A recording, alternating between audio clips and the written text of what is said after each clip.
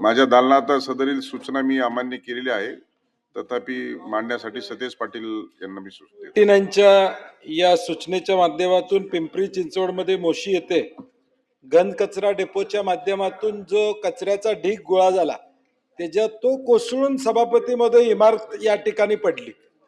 म्हणजे ज्या शहरातला घनकचरा ज्या डेपोमध्ये कचरा किती पॉवरफुल आहे बघा सभापती मध्ये. ज्या शहरातला कचरा गोळा करून जिथं व्यवस्था असायला पाहिजे ती व्यवस्था या ठिकाणी सभापतीमध्ये व्यवस्थित नाही. आणि महानगरपालिका काय म्हणते, जो कचरा डेपो चालवते ती कंपनीची जबाबदारी त्या ठिकाणी नाही आहे.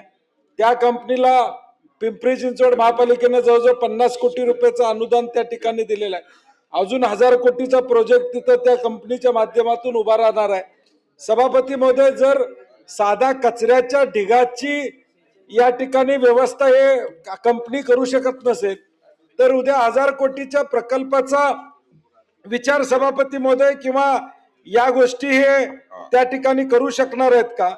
आणि म्हणून माझा स्पेसिफिक प्रश्न आहे सभापती महोदय की याची चौकशी कशा पद्धतीनं महापालिकेला केली जाईल.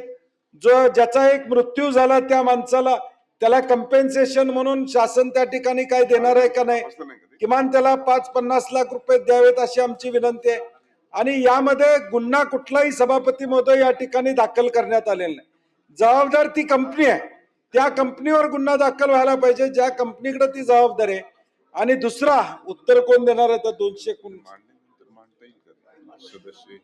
सामंत साहेब 289 तुम्ही उत्तर. सभापती महोदय, कचरा डेपोच्या शेजारी आपला 500 मीटर ते 200 मीटरचा बफर झोन हा एन्व्हायरमेंट डिपार्टमेंटनं पोल्युशन कंट्रोलनं घालून दिलेला. आता 100 मीटरच्या आत इमारत बांधकाम परवानगी कुणी दिली की कचऱ्याचा ढीग डायरेक्ट त्या इमारतीवर पडला. बफर झोनचं उल्लंघन इथं झालेलं आहे. ते माझा स्पेसिफिक प्रश्न आहे, मृत्यू झालेल्या माणसाला या ठिकाणी आपण पैसे काय त्याच्यासाठी या ठिकाणी त्या कुटुंबाला आधार देण्यासाठी देणार का? त्या कंपनीवर हा मनुष्यवधाचा गुन्हा त्या ठिकाणी दाखल करणार का? आणि तिसरा, बफर झोन असताना तिथं बांधकामाला कुणी परवानगी दिली त्या अधिकाऱ्यांच्यावर आपण कारवाई करणार का? एकत्र बोलू. दोघांना म्हणायचं एकच, दोघांपैकी एक बोलायचं होतं. नाही दोघांनी एकच मांडलेले. आता भुजबळ साहेब 46 आणि दुसरा मुद्दा महोदय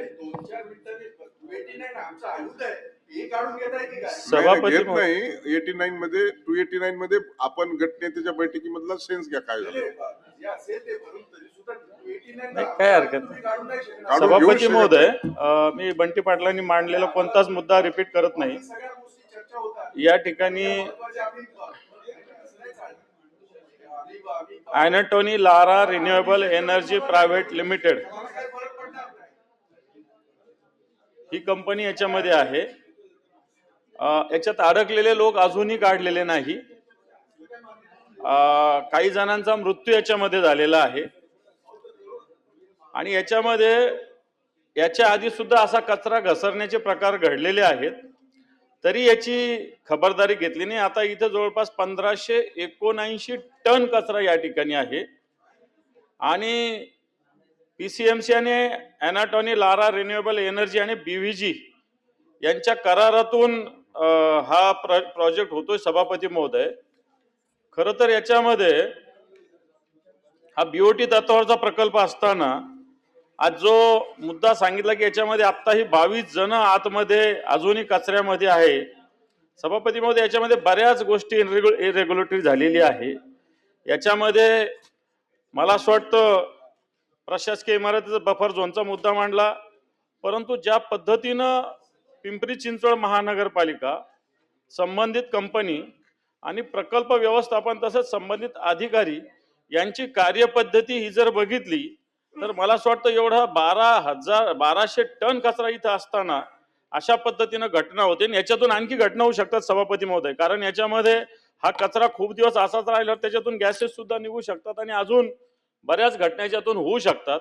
मला असं वाटतं घनकचरा व्यवस्थापनातल्या गंभीर त्रुटी याच्यातून समोर येतात आणि पिंपरी चिंचवड सारख्या शहरातल्या सभापती महोदय सरकारने याच्यावर खुलासा करण्याची आवश्यकता आहे.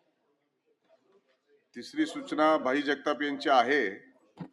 पोलीस कर्मचाऱ्यांची कोट्यवधी रुपयाची फसवणूक करणारा आरोपी पोलीस ठाण्यातून पलायन झाले असल्या कारणानं तपासात कथित हलगर्जीपणा झालेला आहे आणि ही 289 द्वारे विचारलेला आहे. तर बोला एक मिनिटासाठी. निवेदन करतात आहेत, त्यांना निवेदन करू द्या, त्यांना निवेदन करू द्या. आता खरं म्हणजे आपण तो नाकारलेला आहे, पण किमान सिरियस विषय मंत्री निवेदन करायला उठले आहेत तर मंत्र्यांना सांगू देत काय सांगायचं हे तुमच्या अगोदरच्याच मध्ये या विषयाचं गांभीर्य लक्षात घेता बंटी पाटील साहेबांनी, दानवे साहेबांनी ज्या शंका ह्याच्यामध्ये उपस्थित केलेल्या आहेत, तातडीने याची विभागीय आयुक्ताकडनं चौकशी केली जाईल. त्याचा अहवाल आल्यावर कारवाई केली. चिठ्ठीचा देखील समावेश करा. सभापती महोदय आभारी आहे आपला. त्याचं कारण असं आहे की आता हे पोलीस स्टेशन मधूनच पोलीस आरोपी कोणी हे केलेत, पकडून दिलेत तर मनसेच्या कार्यकर्त्यांनी.